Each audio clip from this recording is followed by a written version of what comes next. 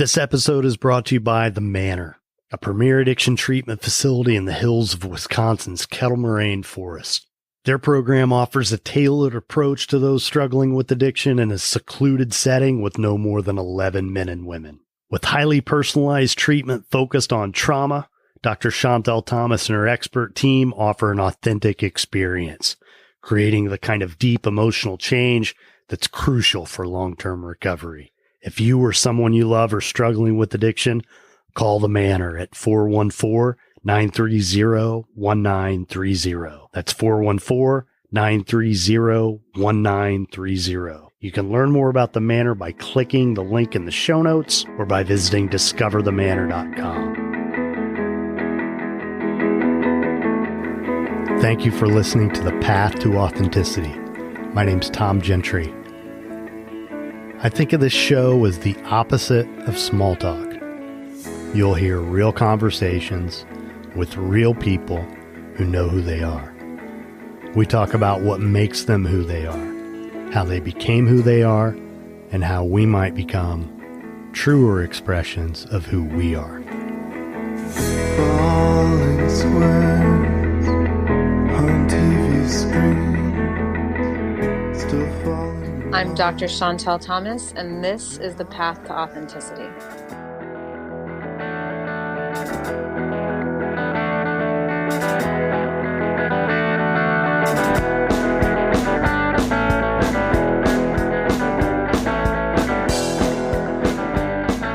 If this is your first time here, thanks for checking it out. If not, thanks for coming back. I'm Tom Gentry, and this is The Path to Authenticity. This episode is part 1 of 2 featuring my conversation with Dr. Chantelle Thomas. And we had a blast doing this.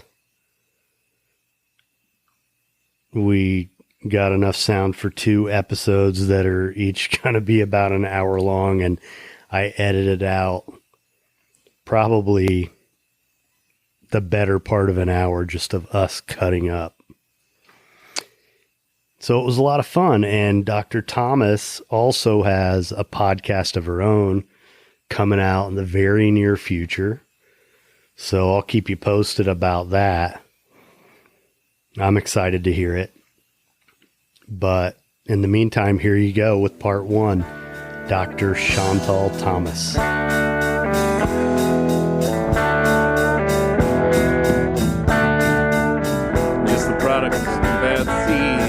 Excited to be here talking with you. I'm very excited to have you. We've had the opportunity to get to know each other a little bit over the past few months. Indeed. And we have a mutual friend who is very dear to both of us. I think it's safe to say, right? Mr. Tilton. Absolutely. Mr. Ed Tilton. Yeah. And then we've had an opportunity to collaborate some, especially lately, right? That's right. Just this last weekend. Which has been quite exciting, to say the least. But it's been a pleasure already, and I'm happy to have you on the podcast. And so why don't you tell everybody what you do? So I'm a clinical psychologist, and I am the executive clinical director of a treatment facility in Slinger, Wisconsin. And that is known as the Manor. Mm-hmm. And I also do some work with Victims of Violent Crime program in Dane County for the district attorney's office. So I do some crisis responding to folks who've been through violent crime. Mm. And then I'm also involved in in a peripheral research capacity at the University of Wisconsin with some of the clinical trials there. So I wear a couple different hats. Yeah. And I also have 2 girls. You do. And one of Two them lovely is girls. named after E. Cummings. You told me that, right? That is correct. Mhm. Yeah. Estlin.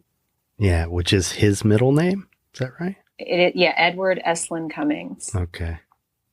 Yeah, so I did what's the word for it? In undergrad, I was actually an English lit major in undergrad and did like my final thesis on E. Cummings. And that's when I discovered the name Estlin, which I've always thought was I like names that you can't tell that are gender neutral. Okay. They're fun. Where'd you grow up? So I was born in Canada. Mm-hmm. I was born in Owen Sound. Which is where? It's in Ontario, and it's small town. At the time, the way they would describe it to me is that it had a hospital and a hockey rink. Wow. Yeah, very small town, because my father, actually my parents were both from South Africa. And my brother and sister were also raised in South Africa. And my father is a general practitioner at the time. And on his way to immigrating to the United States, he went via Canada. And that's where I was born. And so then, interesting. Yeah, so they went via Canada. I think they spent about 2 or 3 years in Canada, and then to California. Southern California is where I ended up in the early part of my formative years, if you will. In Simi Valley. Yeah, so I grew up in Southern California. Okay. Yeah. And then you lived out there until very recently, right? Yeah. So, when did I come to Wisconsin? I moved to Madison in 2008, actually. It's been a while. 12 years ago. 2008, 2009 to finish. So I was doing my, I got my master's from Pepperdine. Mm-hmm. And then I started my doctoral program in San Diego. And so for the last part of the doctoral program, I decided to apply for internship abroad. Mm-hmm. And so I applied to like 13 different sites. And one of them was Madison, Wisconsin, the University of Wisconsin, because they had my area of specialization in my graduate school program was in the area of health psychology. Mm-hmm. And so they had a very unique program at UW where health psychologists are embedded throughout the hospital. So, and in particular on the medical surgical units and also on the physical rehabilitation units of the hospital. So it was this really interesting merger between medical and the psychology world. And so a lot of the work that we did there was in helping people adjust to traumatic accidents or providing a lot of normalization of their distress, because most of the time, we'd get consulted to see a patient because they were, quote unquote, crying a lot or distraught.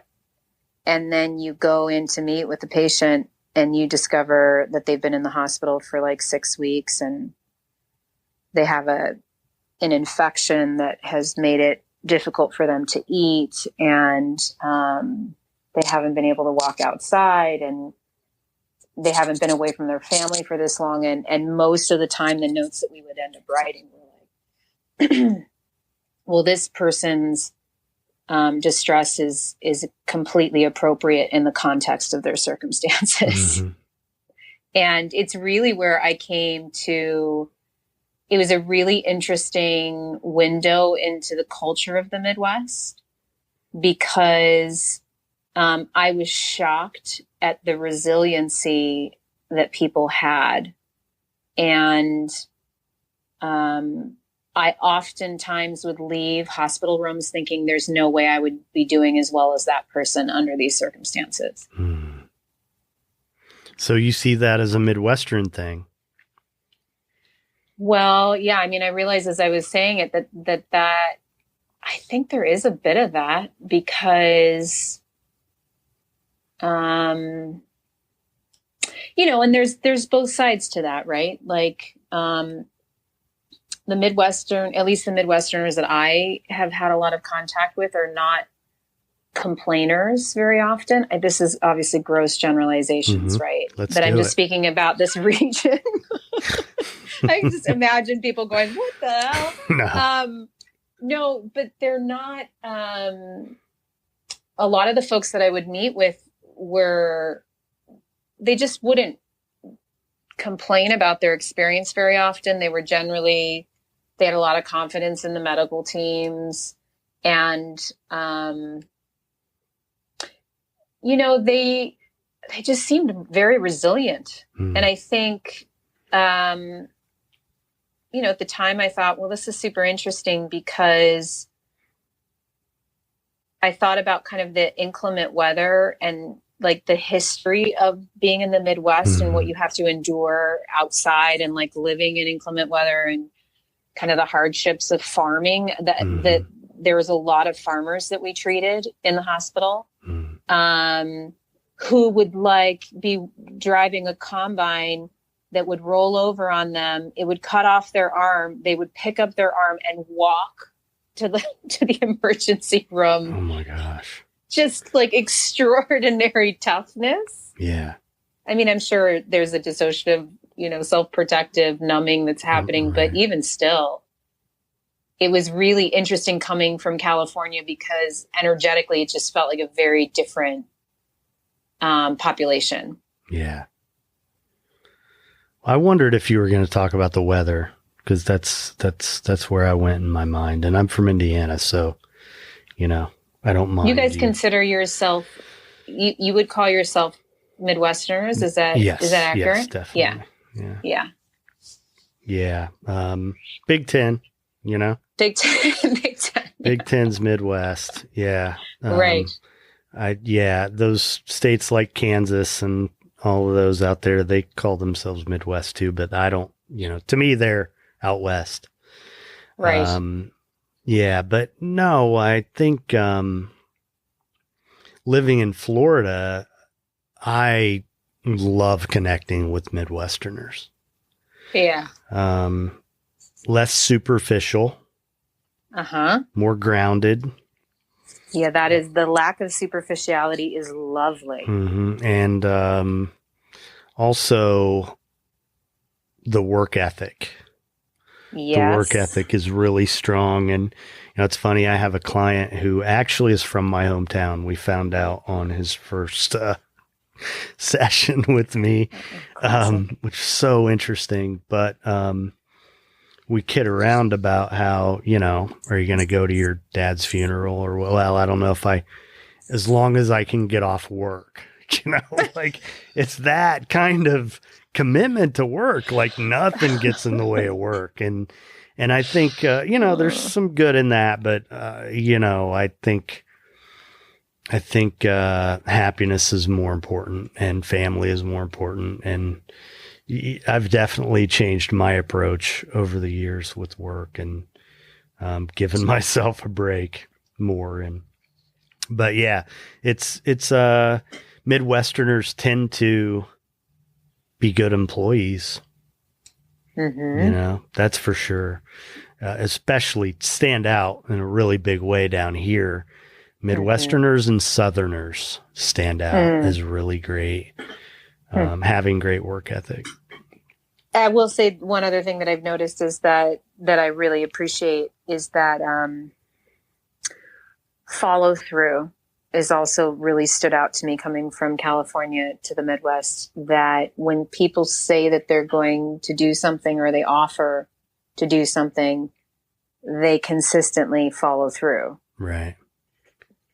So you got to the University of Wisconsin And you were doing, did you say your doctoral program there? I'm sorry. Yeah, I was finishing my internship. So it's the last part of the cycle of training prior to receiving my PhD. Okay. And so working on my dissertation remotely and doing my internship hours. And then I stayed on there for another year to do an additional year of fellowship training in the same department. So then I assume that's how you ended up connecting with the Manor. So I actually went from there to working in community health at the Access Community Health Centers. There's 3 of them in Madison, and as something called an integrated behavioral health consultant, where again, like you would go see your primary care provider and you would talk to them about a sore knee or a cough, and maybe you would start getting like a little emotional in the session, and the doctor would check in, as most primary care providers do. They have a pretty good radar for assessing when people are struggling emotionally. Mm-hmm. And if they determine that something was going on, they would say, well, would you like to meet with a counselor or a therapist while you're here? And so as fully integrated behavioral health consultants, we basically kind of sat side by side by medical providers and saw people on the fly when they were there to meet with their medical provider to provide them with support. And, sometimes it would just be helping to connect them to long-term therapy. And sometimes it would be in the moment problem solving, or just providing them with some strategies. And some of that would involve consideration of medications that might be helpful as well. So I did that for almost 7 years. And in that time, one of the clinics that I was working at was also the home base for the University of Wisconsin family medicine residency. So the family medicine residents would rotate through there. And in that clinic in particular, because of my interest in treating substance abuse, because I'd been in the health psychology world, but my real passion is treating substance abuse, I partnered up with a doc there named Randy Brown, and together we developed a clinic, which was inside the primary care clinic, that essentially treated people with substance use disorders who maybe weren't quite ready to seek out traditional care, but knew they were drinking too much, or maybe they developed a problem with opiates. And so we would do basically supportive interventions and behavioral coaching, and supporting them in getting into a higher level of care for folks who, would normally just come into their primary care doctor. And so through that opportunity, I also had a chance to, Dr. Brown had a fellowship, an addiction medicine fellowship. So training doctors how to treat addiction problems or substance use disorder problems. And so he would have 1 or 2 residents, fellows through that program. So some of them were already physicians for some period of time. And I would support them in their training from like the behavioral therapeutic side of how to support folks who were struggling with some sort of addictive process. And it was one of those fellows who left the program and got headhunted by an outside agency for this program in Wisconsin. And when she was being recruited for a different program, they asked her if she knew of any therapists that might be interested in running a treatment program in Wisconsin. And she mentioned my name. Wow. Which was pretty interesting, because the style of treatment that we do here is much more aligned with a lot of the programs that exist in California, and maybe some of the ones that exist in Florida as well. In what way?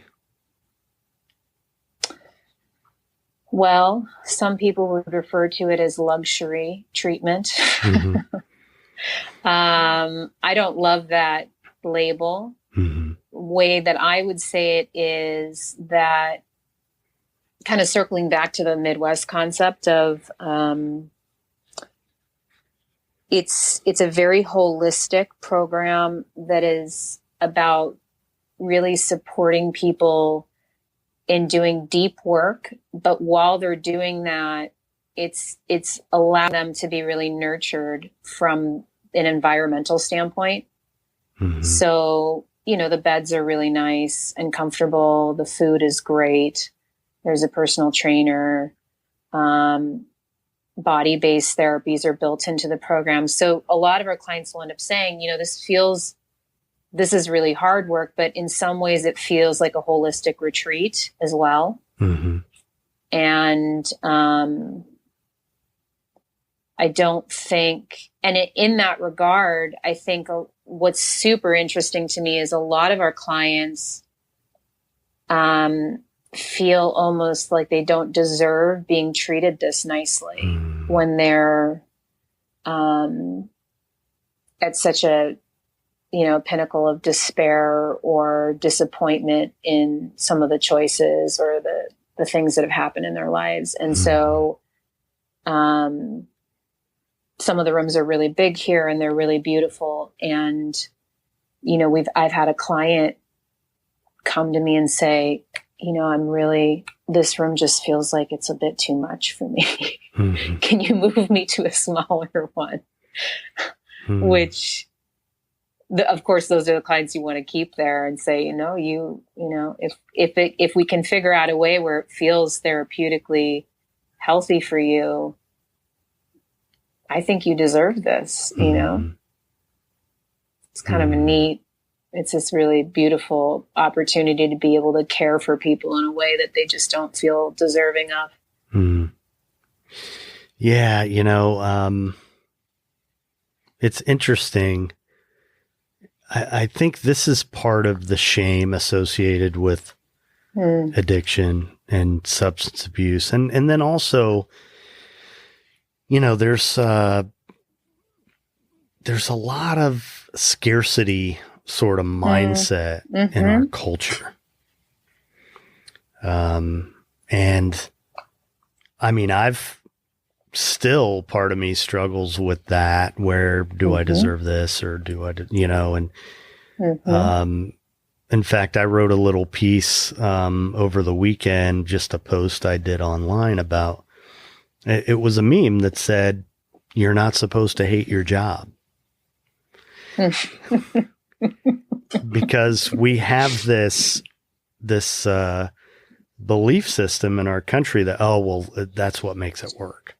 Well, really? A third of your life? Like do you really want to spend a third of your life doing something you don't want to do? Because you're supposed to have 40 hours a week and benefits and raise a family, whatever, I mean, it's this box that and one of the things in my personal growth over the last 6 or 8 years has just been challenging all that stuff, Yeah. You only live once. Why not do what you want to do? Totally. And that's part of why I'm doing this podcast, because I think we would be better off if more of us were doing what we wanted to do with our time. And I believe if we are there, if we're doing that, then spiritually, everything will align. You'll have what you need to be your best and to be fruitful. And, I just really believe that because I've experienced it, when we're in the right place, doing the right thing, things tend to work out. And I mean, and it's, and I've had the opportunity to help create a program that kind of was met with the same kind of attitude. Like they don't need that, they need to be humbled, Yes. Really? Okay. Well, and you know what, when we were full and, had a waiting list and, they started doing things that we did. Yeah. Because they saw that it worked and people stopped saying that kind of stuff. And I think that's one of the hard realities of the industry is that, there really is a haves and have-nots sort of aspect to it. Yeah. There's such disparity, I think. Yeah. Yeah. I mean, the town where I grew up, most of the programs are outpatient. A lot of them are medication-assisted treatment sort of based because that's what insurance covers. The length of stay isn't determined by what the client needs. It's determined by how much the insurance covers. And they've just gotten into the habit of doing that. And so when they think about substance abuse treatment, that's what they think of.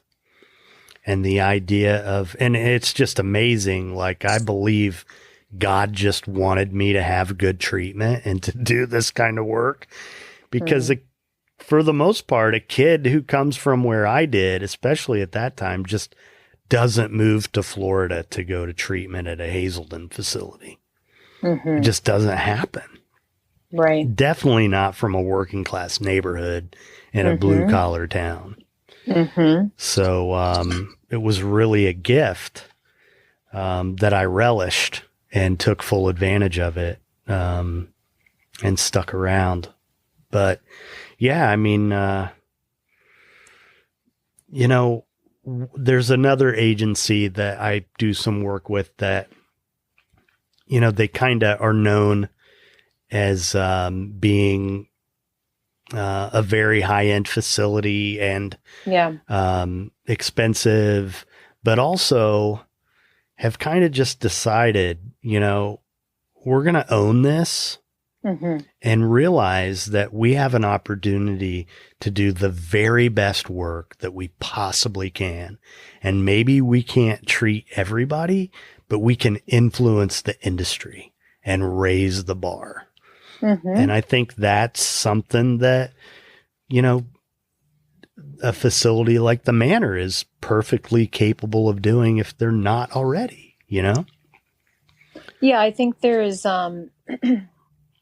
it's interesting because when I was working in community health, right? I mean, it was a very interesting transition to go from working with, the majority, I would say at least a third of the patients that I would work with in community health care didn't have insurance. And then probably at least 50% of them were on state assisted insurance programs, Medicaid or Medicare. And I found that work incredibly meaningful, but what was really challenging for me, and I loved what I was doing, but what I yearned for was the opportunity to go a bit deeper. And we just didn't have the way that the program was set up because it was population-based care. It was about helping as many people as possible to rise, kind of to raise everybody up and to help the health of the folks who are greatest in need. But there is a luxury to being able to afford the time and the space and to be able to have a certain level of privilege to set the intention to do really deep work on yourself. And I think that's a little bit heartbreaking on some level that privilege has to come with that. Because I think so many of the folks that I treated in community health were in so much survival mode. It was literally about surviving that they didn't have, the opportunity to question whether or not their life had enough meaning because they were panicked about where they were living. And, and yet, I thought about, stretching different muscles, right? Like crisis intervention and case management, which I did a lot of in that environment, and just had so much respect and admiration for the resiliency of a lot of the people that I worked with. Of course, it was disproportionately people of color for reasons that are probably pretty clear, sadly, that didn't have as many opportunities or didn't have as many resources. But I knew from my stamina in the field that if I wasn't if I didn't at some point in time have the opportunity to go a little bit deeper with people in the connection and also in the type of work, that I could feel myself getting burnt out with, bouncing along the surface of crisis management. And so while there's like this opportunity to work in an environment like this where people get such intensive therapy, is really satisfying, because the work, you really see transformation happen when you get to front load so much work in such a short period of time, and you put a lot of thought and intention in what it means to create a therapeutic environment. And when everybody is on the same page with the same goal of helping people to feel safe and evolve and grow, like really inspiring things happen in front of you all the time. But the pressure that I personally feel to make sure that we are delivering the level of care that people deserve is, I always have to be kind of mindfully watching that, because I realize that when people invest in treatment and they make a significant financial investment, that I don't care if you have a ton of resources or not, that in order to keep the relationship feeling really healthy and authentic for me, I need to know that we're giving of ourselves as much as is healthy and as possible to facilitate, that change. That's great. When I started my career, I was really lucky to be around some just fantastic people in the industry. And, they talked about this, like they came from a place of excellence. And it's something that I have seen absent in a lot of, being someone who's been around and different treatment facilities and interacted with staff members from a ton of different facilities. I just felt like it was really special to kind of come up around people who had that attitude. Yeah. Like there was a bar and you needed to meet it or exceed it. And it was about providing good treatment, and we held ourselves to high standards. It's nice to hear someone talk about that. And I'm not saying it doesn't exist. Of course it does, but I wish there was more of it. I think we see a lot of places that are philosophically invested in what they do and their approach and all that. But I think they don't always think about, is this the best approach? Well, and I think, I have a lot of compassion for people who go into this industry. Like, I think, those folks who've been in recovery, their recovery journey is part of what fueled them to go back in and provide support for others. Right. But I was just saying to a client today, like this, it is so humbling. Like it's a process that requires extraordinary humility, at least for me, which I'm grateful for certain, but that balance of, we know that treating addiction is so complex, and that even when you're firing on all cylinders and doing everything you can, that the kind of insidious ways in which it hooks into people and the points at which you have access and don't have access I mean, that's part of what's exciting about treating it, but it also requires a level of onness as a clinician that I think is just, it's really taxing. And what does it mean to really take care of yourself sustainably as a clinician who's treating folks who may desperately want to get better, but there's a part of them that is working equally hard to maintain the same forms of hiding. Like I've done my best, and I know I could do better to cultivate an environment among the treatment providers that feels supportive, and feels like a familial, connected space. And I know I have a lot more work to do on that, but I think if you can't lean on your team, and share the experience of defeat at time and victory at other times, and the rigorous with which you have to keep examining your agenda, I mean, it's really taxing. Yeah.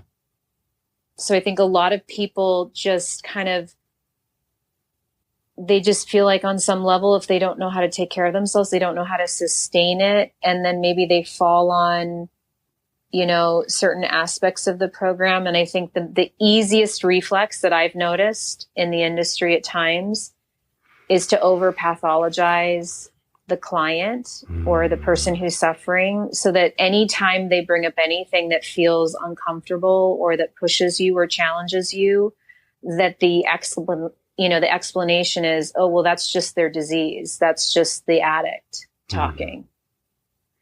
And I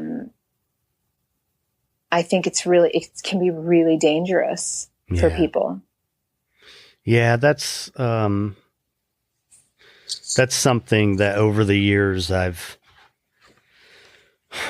become more aware of, you know, and I might have mentioned this to you in one of our other conversations.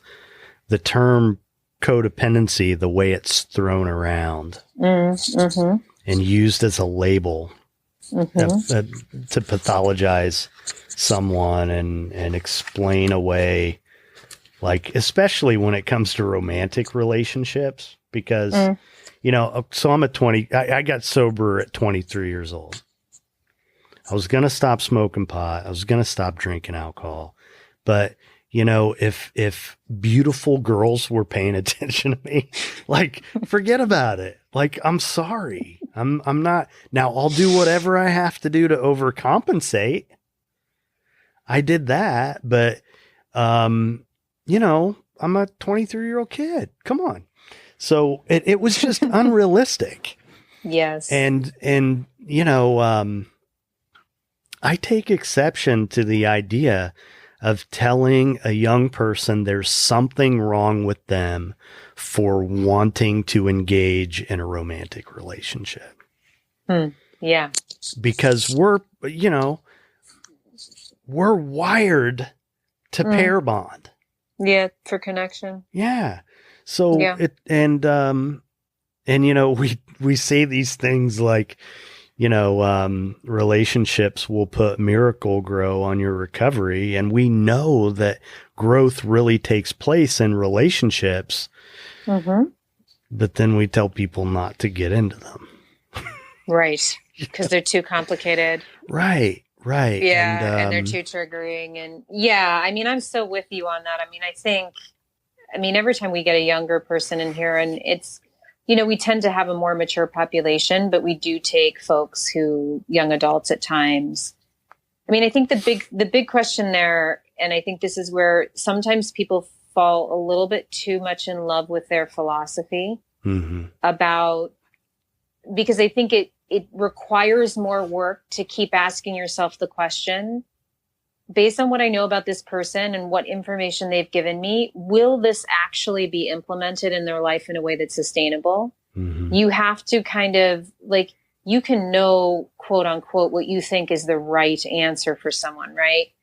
But it doesn't mean anything if what their experience of it is like, well, that's completely unrealistic. And I'm not bought into that at all. So then if there's not an adaptation to the stage of change or readiness, or even the environmental, social, cultural context of the client, you've essentially abandoned them because you've got this great thing that you say that you think is ultimately going to be best for them. But because it's so unrealistic, there's nothing in between that. Yeah. Like what's the alternative? Right. And that's where I'm also a big proponent of people who come through our program and say, I don't think abstinence is the answer for me. And I say, okay. I mean, our aim is abstinence where we feel it's appropriate. And for most of our clients, we think it's appropriate. But when someone starts talking about, well, I don't know if I'm ready to be done with a substance, like what I always tell everyone here is like, in that moment, be quiet, like, and listen, Mm-hmm. like pay attention, because we need to know what the narrative is. Right. You need to know what that person's story is, what they're telling themselves, and what they anticipate, what they're actually capable of doing. Mm-hmm. And so then let's talk with them about that and create some reasonable safety nets or governing principles that may or may not sustain themselves, but at least it gives them some guardrails. So when they do veer into territory that feels out of control, they can say, oh yeah, we talked about this. And so maybe there is something to that. Mm-hmm. It just takes more work though. Yeah. It just takes more work. Well, but if we're getting paid as professionals. Well, that's the whole thing. Like, what do you view as your responsibility, Mm-hmm. right? Like, yeah, sorry. Well, no, just another pet peeve that I have is this whole Yeah. idea that I think if you get paid to treat this illness and the words, I guess they just didn't want it bad enough, come out of your mouth. Yeah. I mean, you should go find a different line of work. It's not fair to families, and it's a cop-out. I couldn't agree more. And the phrase that got thrown around a lot in my beginning of the, my foray into this treatment world was, they haven't surrendered, right? Yeah. They just haven't surrendered. And so that became a tagline for, well, we're going to stop trying. Right. because they haven't surrendered. Right. And this thing is so much bigger than us. There's no point, because until they surrender. And I just think about it like, holy smokes, like, think about what it takes for a person to quote unquote surrender. Mm-hmm. Like, it's like completely making yourself vulnerable. It's putting your guard down. It's handing over control. I mean, within my own process, I don't work that way. Yeah. And I have to deeply respect and understand what I'm being asked to do. And even then, it's a dialogue. Mm-hmm. Right? I mean, and for some people, their only way to quote unquote protect themselves is the thing that is standing in the way of, giving someone access. And so this is why when I learned about internal family systems and the concept of parts work, which I know that on some level must resonate with you because you and I were chatting about my inner child and lead up to this. Mm-hmm. Which, Dick Schwartz, developed internal family systems. And I believe he's based out of Chicago, actually. And wow, did it transform so much and gave so much language to how I thought about working with people who have, a substance use issue, because it depathologized the concept of the resistant client, mm-hmm. and transformed that language into the concept of, this is the only form of self-protection this person knows. Right. And so what do we do with that? Do we push harder against the protective mechanisms? Because no client I've ever met yields by being pushed against. Right. They just find another way to go deeper into themselves, or they find a better barrier. Like, Right. Whether that be popping up into superficial compliance or, some chirpy version of, sure, that's a great point, which they don't actually really believe. They're just trying to get you off their back. Right. Right. And so it's, I say to clients all the time, when you've been through multiple treatment centers, it's probably because the part of you that is the most wounded, the most damaged, and the most, and is hurting the most and carries the shame has never shown up in treatment. Mm-hmm. Like that part of you just never participated in the treatment experience. Mm-hmm. You're slick, good student, sophisticated, likable version of self was who went through every other treatment center. And that part doesn't need help. Right. That part's Right. good. Yes. Yes. That guy's good to go. Yeah. That woman is good to go. So then it becomes, how do we earn the trust of these, terrified, vulnerable, scared, shameful parts? How do we earn the trust to make it safe for them to show up in treatment? Well, it's one of the things that's come to mind for me as we're talking is, and this is very much who we are at Feinberg. We believe in people. Yeah. I believe in people. There was a time in my career when I had a colleague who we were working on this case together, and John would say, yeah, but he's really, really good at this. And I mean, he was looking at his strengths, and so that was a big lesson for me. But also, we can say we believe in people, but that's different than showing up for them in that way. Yep. Like one of the real concrete ways it has come up for me over the years is, well, are we going to take this person back after they relapsed, And, I was managing this program where our basic policy was we'll give people a second chance, but not a third.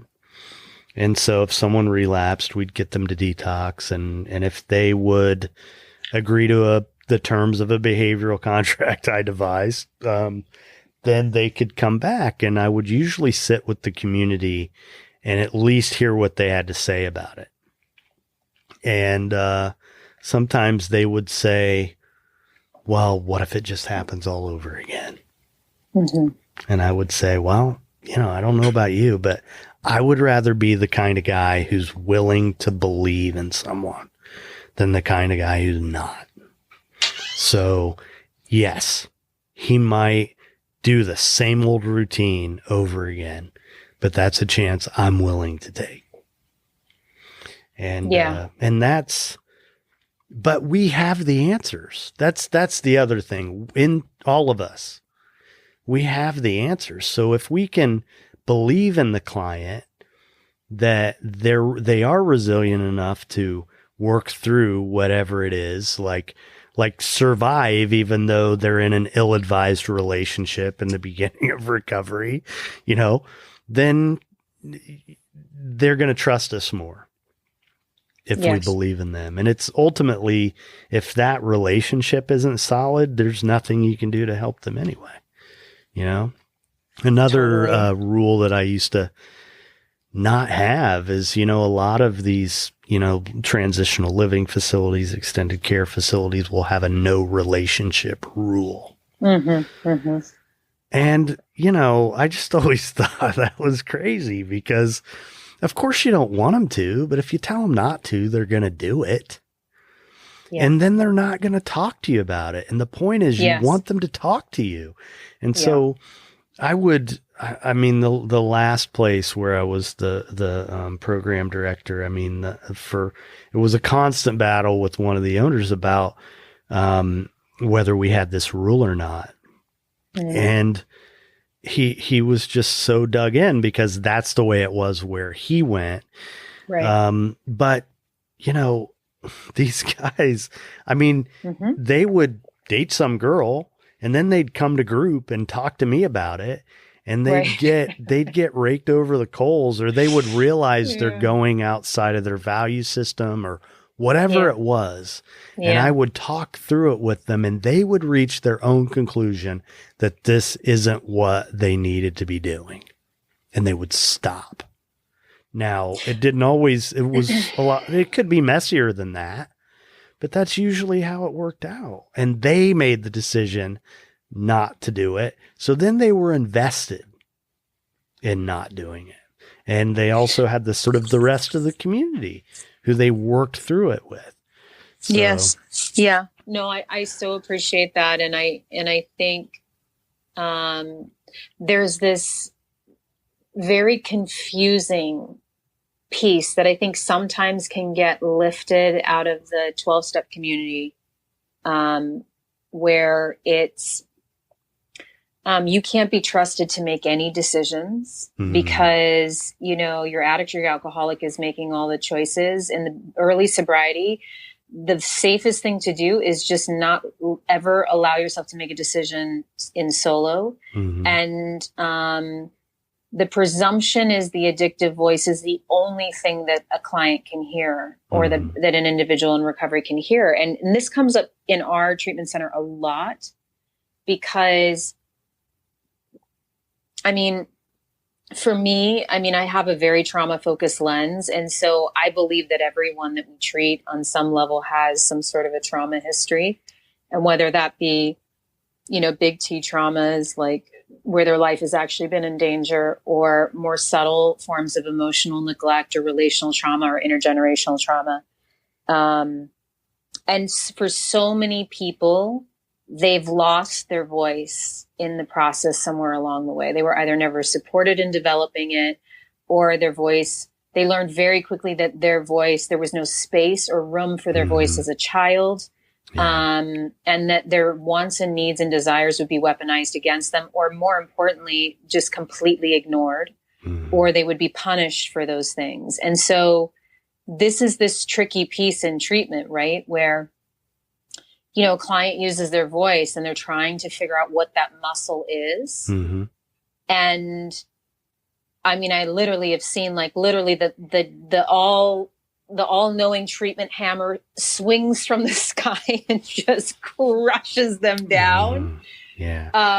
And I know that's coming from a place, I think, quite frankly, it's coming from a place of fear on the part of the provider, because the conversation is just a bit complex to engage in. There is the awareness that ultimately you cannot control your client. And there's so many parts of this process as a treatment provider that are out of your control. And so there's this tremendous fear, like, let's shut down every single possible avenue for misstep or for dysfunction. And yet people don't live that way, people, and how do they learn to differentiate from an addictive voice and this piece that you're speaking to, which is, their inner wisdom, their highest self, their most authentic self, which is, again, I'll credit internal family systems from the way that they've used it, is that we all have this capital S, big self, which is about, when you're in your highest self, or when you're in your most evolved self, you're calm, you're non-reactive, you're compassionate, curious, connected, like all these things. And that is a vital part of what guides you in decision making. But if you tell someone that every instinct that comes from you is part of an addictive and diseased process, where does it leave people?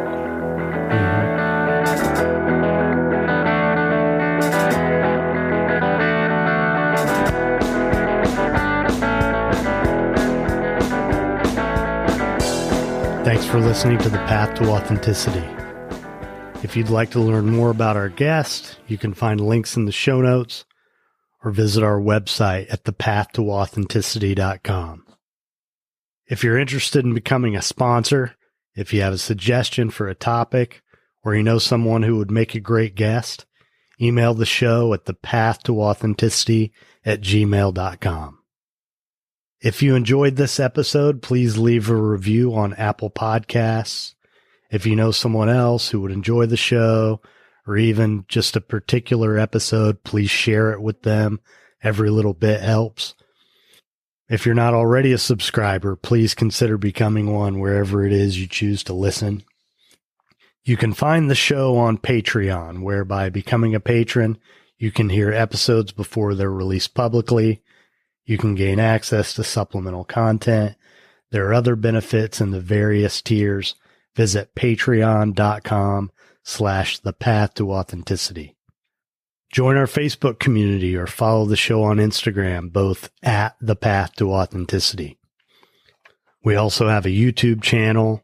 You can connect with us on Twitter or Pinterest. To hear the songs from this and every episode, you can find the Path to Authenticity playlist on Spotify. Obviously, there are a lot of ways you could be spending your time, so I appreciate you spending some of it here with me. I'm Tom Gentry. Thanks for listening. Be nice.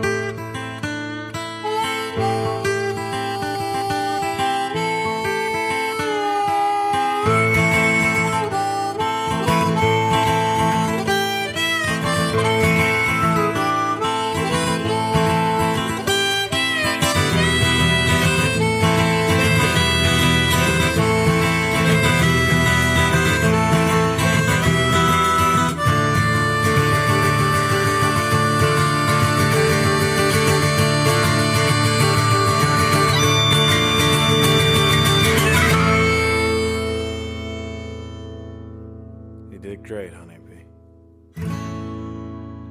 The Path to Authenticity is powered by Equivox. For digital marketing and web design services, visit equivox.com.